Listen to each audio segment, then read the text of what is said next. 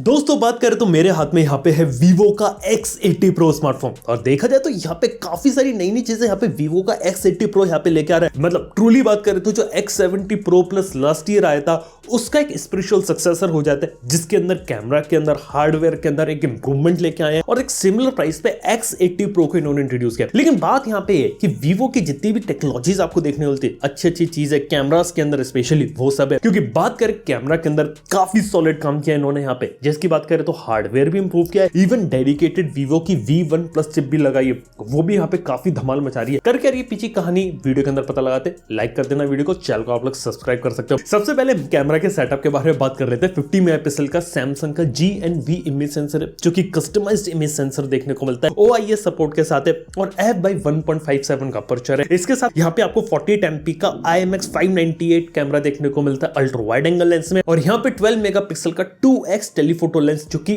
50 mm की portrait images लेता है। ये भी सोनी का IMX663 सेंसर देखने को मिलता है f/1.85 अपर्चर के साथ और 8 मेगापिक्सल का पेरिस्कोप कैमरा है। यस ये चीज है, लेकिन कैमरा हार्डवेयर में इसके अलावा और भी चेंजेस किए गए, जिसकी 2x का जो लेंस है यहाँ पे गिम्बल स्टेबलाइजेशन देखने को मिलता है। इसके अलावा जो लेंसेज यहाँ पे यूज किए गए कार्ल जीस की T-स्टार कोटिंग के साथ आते हैं और जो कांच के ग्लास के लेंसेज होते हैं वो जिससे इंटरनल रिफ्लेक्शन होता है ग्लासेस का वो काफी कम होता है। इसके साथ ही बात करें ओवरऑल जो जीस और कैमरा इमेजेस में सॉफ्टवेयर उन्होंने डाला है वो भी सही है, यानी कि जीस की ब्रांडिंग है, जीस के लेंसेज यूज कर रहे हैं और यहाँ पे सॉफ्टवेयर वाइज कलर एनहेंस वगैरह कर रहे हैं, जैसे आपको जीस के लेंसेज से फोटो मिल सकती है वैसी। इसके अलावा V1 Plus चिप है और उस चिप के काम यहाँ पे काफी सही है, जैसे कि लो लाइट के अंदर फोटोग्राफी ले रहे हैं तो आपकी डिस्प्ले के ऊपर पहले पता लग जाएगा कि आपकी इमेज यहाँ पे कैसी आने वाली है। ये बहुत सही फीचर है और ये फोटोग्राफ वीडियो दोनों जगह यहाँ पे काम कर रहा है। यस, और इसके अलावा V1 Plus chip MEMC technology को डालते हैं, गेम खेलते हुए 60 FPS के गेम 90 FPS 120 FPS तक आप उसे ले जा सकते हैं। ये दो काम यहाँ पे V1 Plus चिप यहाँ पे कर रही है। और ओवरऑल बात करें इमेजेस की क्वालिटी भी यहाँ पे फैंटास्टिक है। इवन बात करें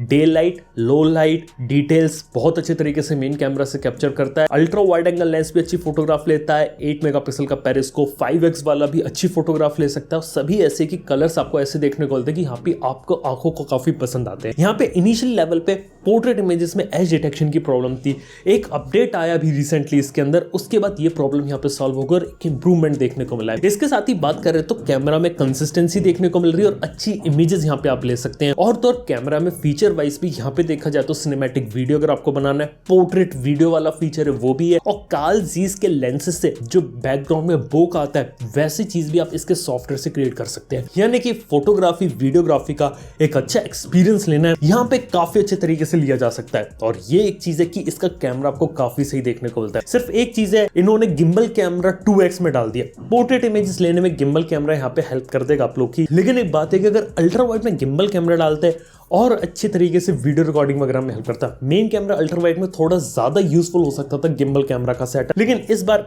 ये चीज यहाँ पे कर रहा है। खैर ये सब चीजें यहाँ पे है। इसके साथ ही सेल्फी में 32 मेगापिक्सल कैमरा है। मैं कहूंगा कि अच्छी सेल्फीज यहाँ पे आपको देखने को मिल जाती है। ओवरऑल बात करें एक अच्छा कैमरा देखने को मिल रहा है यहाँ पे। लेकिन वही बात करें दूसरी चीजों की तरफ तो यहाँ पे आपको देखने को मिल रहा है 6.78 इंच का curved AMOLED display, quad HD+ resolution है इसके अंदर, E5 10-bit एमोलेड है, 1 to 120 हर्ट्ज का रिफ्रेश रेट क्योंकि LTPO पैनल देखने को मिलता है। और यहाँ पे देखा जाए तो आपको 1000 हर्ट्ज का इंस्टेंटेनियस टच रिस्पॉन्स है, जो कि गेम खेलने के लिए काफी बेहतरीन है। शॉर्ट सेंसेशन ग्लास की यहाँ पे प्रोटेक्शन देखने को मिल रही है और ओवरऑल डिस्प्ले की क्वालिटी काफी सही है। नेटफ्लिक्स में डिस्प्ले HDR को सपोर्ट करता है और इवन हर जगह क्वालिटी इसमें कंसिस्टेंट है। मतलब आप इसे काफी अच्छा डिस्प्ले पैनल यहाँ पे कह सकते हैं, जिसके अंदर LTPO टेक्नोलॉजी देखने को मिल रही है और उसमें आपको कोई भी प्रॉब्लम देखने को नहीं मिलेगी। इसके साथ ही बात की जाए तो यहाँ पे स्नैपड्रैगन 8 Gen 1 है। अब हमें मालूम है 8 Gen 1 अच्छी परफॉर्मेंस निकालता है, लेकिन यहाँ पे हीटिंग भी करता है। हीटिंग रोकने के लिए यहाँ पे एक बड़ी वेपर चेंबर कूलिंग उन्होंने लगाई है कि कुछ हद तक हीटिंग रोकी जा सकती है, लेकिन फिर भी एक्सटेंसिव यूज में हल्का सा जो फोन रहता है पीछे यहाँ पे गर्म होता है। यहाँ पे बात किया है तो हीटिंग वाले उन्होंने कंट्रोल करी अच्छे तरीके से, तो वो एक बेटर चीज लगी। और परफॉर्मेंस एक मैं कहूंगा कि सही है। अगर आप इसे बेंचमार्क्स वगैरह नहीं चला रहे हैं तो आपको एक कंसिस्टेंट एक्सपीरियंस देखने को मिल सकता है डे टू डे टास्क और इवन गेमिंग वगैरह में भी। वो चीज यहाँ पे काफी अच्छी, अगर आपको अच्छी परफॉर्मेंस वगैरह ये सब चाहिए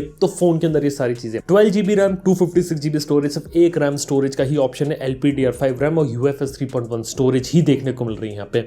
डेट सेट। इसके साथ ही बात किया तो यहाँ पे सॉफ्टवेयर वाइज भी काफी सही खेले हैं। Vivo ने FunTouchOS डाला है और FunTouchOS में कस्टमाइजेशन के बहुत सारे फीचर और एक एक चीज यहाँ पे आप कस्टमाइज कर सकते हो। और इंटरेस्टिंगली काफी इंटरेस्टिंग चीज चीजें डाली है, जैसे कि आप लोग यहाँ पे A to Z कस्टमाइजेशन है, चार्जिंग एनिमेशन, यहाँ पे फिंगरप्रिंट एनिमेशन, फेस अनलॉकिंग का एनिमेशन, ये सब चीजें यहाँ पे चेंज कर सकते हैं। बस कमी यहाँ पे लगती है कि कुछ ब्लोटवेयर इन्होंने डाल दी एक्स्ट्रा, और हॉट एप्स हॉट गेम्स उन्हें अगर आप डिसेबल कर दे तो क्लीन एक्सपीरियंस लिया जा सकता है। लेकिन ये एक ऐसी चीज है जो शायद इस लेवल पे प्रीमियम फोन पे इतनी ज्यादा लोगों को पसंद नहीं आ सकती।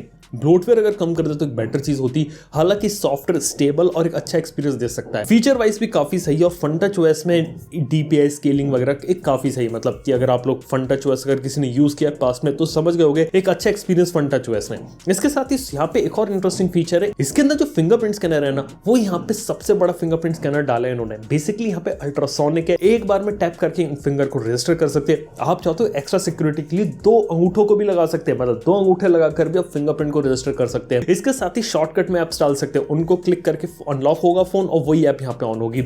ये चीज बहुत जबरदस्त करी इन्होंने, अल्ट्रासोनिक बेस्ड फिंगरप्रिंट स्कैनर बहुत सही चीज है। यहाँ पे ऑप्टिकल वाले से बेहतरीन एक्सपीरियंस देखने को मिल रहा था, ये चीज यहाँ पे इन्होंने अच्छा काम किया था। इसके साथ ही बात की जाए तो यहाँ पे आपको आयर ब्लास्टर देखने को मिल रहा है, ऊपर से स्टीरियो स्पीकर्स देखने को मिलते हैं, लाउड है क्वालिटी। यहाँ पे कोई हेडफोन जैक नहीं है, लेकिन बॉक्स के अंदर आपको टाइप सी वाली ईयरफोन्स देखने को मिलते हैं, हाई रेस ऑडियो का सपोर्ट देखने को मिलता है, हाई फाई एम्प देखने को मिलता है फोन के अंदर, लेकिन कोई भी डॉल्बी का सपोर्ट या डॉल्बी एटमॉस इसका सपोर्ट यहाँ पे देखने को नहीं मिल रहा है इस फोन के अंदर, तो ये एक चीज है इधर। इसके साथ ही बात कर तो ओवरऑल 15 5G बैंड्स का यहाँ पे सपोर्ट देखने को मिल रहा है, IP67 की डस्ट एंड वाटर रेसिस्टेंस देखने को मिल रही है, और बैटरी इन्होंने अच्छा किया कि बड़ी कर दी 4700 mAh की, जो कि काफी अच्छी है, और चार्जिंग भी 80 वॉट की चार्जिंग दे रहे हैं, और बॉक्स में ही चार्जर है, मतलब बॉक्स में आपको चार्जर ईयरफोन देखने को मिल रहा है, उस जमाने में जहां पे दूसरी कंपनियां बॉक्स से चार्जर और ईयरफोन्स सब कुछ गायब कर रही है। खैर ये सब चीजें यहाँ पे देखने को मिलती है। इवन यहाँ पे जो पीछे का कवर केस होता है ये भी बॉक्स के अंदर है, जो कि इसको प्रीमियम लुक यहाँ पे देता है, वो चीज भी मुझे यहाँ पे काफी पसंद आई। इसका ओवरऑल बात करें तो 50 वॉट की वायरलेस चार्जिंग का सपोर्ट है, और यहाँ पे रिवर्स वायरलेस चार्जिंग होती है 10 वॉट की, वो भी सपोर्ट देखने को मिलता है, ये एक अच्छी चीज है। हालांकि बात यह है कि जो फोन है वो हल्का सा होता है, अराउंड 9.1 mm इसकी थिकनेस है, और 215 ग्राम के अराउंड इसका वेट हो जाता है, जो कि थोड़ा सा यहाँ पे ज्यादा देखने को मिलता है। वेट अगर थोड़ा कम हो जाए तो है, लेकिन काफी फीचर पैक और काफी पावर पैक फोन मिलता है। कौन में बस ये बोलना चाहूंगा कि यहाँ पे एग्जैक्टली बात की जाए तो फोन के अंदर हल्की सी हीटिंग होती है और हल्का सा यहाँ पे गर्म होता है देखने को, थोड़ा सा बल्कि और भारी लगता है। एल्स बात करें फोन के अंदर काफी सारी चीजें सॉलिड की गई, परफॉर्मेंस में कोई कमी नहीं है, कैमरा आपको काफी अच्छा जबरदस्त देखने को मिल रहा है, डिस्प्ले काफी अच्छा है, ऑडियो का एक्सपीरियंस काफी अच्छा है, बैटरी काफी अच्छी है, चार्जिंग स्पीड्स काफी अच्छी है, जो इसे सही बना देता है। ऑफर वगैरह मिला के फोन अगर किसी को अगर सही रेट में मिल जाए तो एक अच्छा फोन यहाँ पे रेकमेंड किया जा सकता है, क्योंकि फोन के अंदर वैसी चीजें एक्सपीरियंस देने की कोशिश की गई जो जनरली आपको 1 लाख रुपए के ऊपर के फोन में देखने को मिलता है, जैसे कि आपका आईफोन हो गया 13 प्रो मैक्स, इन सब के लेवल को इस फोन को यहाँ पे डिजाइन किया गया। खैर ये कुछ चीजें यहाँ पे वीवो ने करे हैं। कैमरा अगर आपकी प्रायोरिटी है ना, डेफिनेटली इस फोन के ऊपर लुक देना, फोटो वीडियो दोनों के अंदर, ये मेरा एक सजेशन रहेगा। और आने वाले समय में इसके ऊपर और डिटेल में वीडियो वगैरह भी देखने को मिलेगा, तो अगर आपको कोई क्वेश्चन वगैरह है तो नीचे कमेंट सेक्शन खुला, कुछ जो पूछना है पूछ सकते हैं। थैंक यू वीडियो देखने के लिए, मैं आपसे मिलता हूं नेक्स्ट वन के अंदर। Good bye.